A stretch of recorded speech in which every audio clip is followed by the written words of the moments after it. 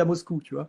Et là, je le dis encore une fois de plus, en fait, heureusement, Poutine est un être raisonnable et essaye de faire, je dirais, le minimum. Ce qui est d'ailleurs une tradition stalinienne, hein, de tout faire, d'essayer toujours de le faire au moins coûtant. Parce qu'en fait, c'était la situation, c'était la réalité de l'Union soviétique par rapport à la puissance américaine, c'est qu'ils avaient beaucoup moins de moyens.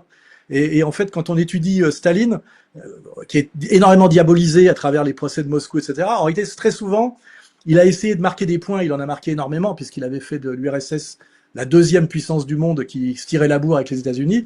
Il l'a souvent fait au moins, tu sais, au moins coûtant.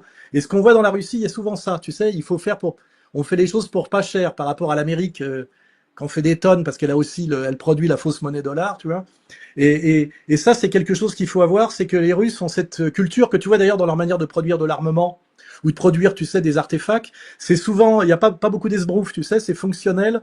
Moi, je roule en Lada, tu vois, je sais ce que je veux dire, tu vois, tu vois, tu vois. Et, euh, et ça, c'est quelque chose que j'ai à nouveau constaté. C'est la manière dont le pouvoir russe essaye d'y arriver en ne tombant pas, tu sais, dans l'hubris et dans l'excès. Et alors évidemment, ça agace des gens, surtout les gens qui sont pro-russes, parce qu'ils trouvent que ça va pas assez vite et que c'est pas assez spectaculaire. Tu sais, ce côté, le danger du monde du spectacle et de l'information en continu. Tu sais, ça prend trop de temps. Il faut comprendre que si la guerre du Donbass prend autant de temps, c'est parce que justement, Poutine fait bien attention de ne pas rentrer dans une guerre totale, tu sais, le piège de la guerre totale. Et ce que tu constates quand tu es au Donbass comme quand tu es à Moscou, c'est que tu ne ressens pas, même dans le Donbass, tu ne ressens pas un pays en guerre.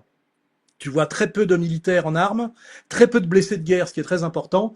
À Moscou, tu n'en vois aucun. Tu vois, y a aucune militarisation de rue à Moscou. Tu vois simplement des publicités militaires, ce qui est assez marrant. Tu vois, c'est des pubs, au lieu que ce soit pour le yaourt, tu vois un officier en uniforme. Alors moi, je lis pas bien le cyrillique, mais tu ne vois que la guerre dans les publicités, sans doute pour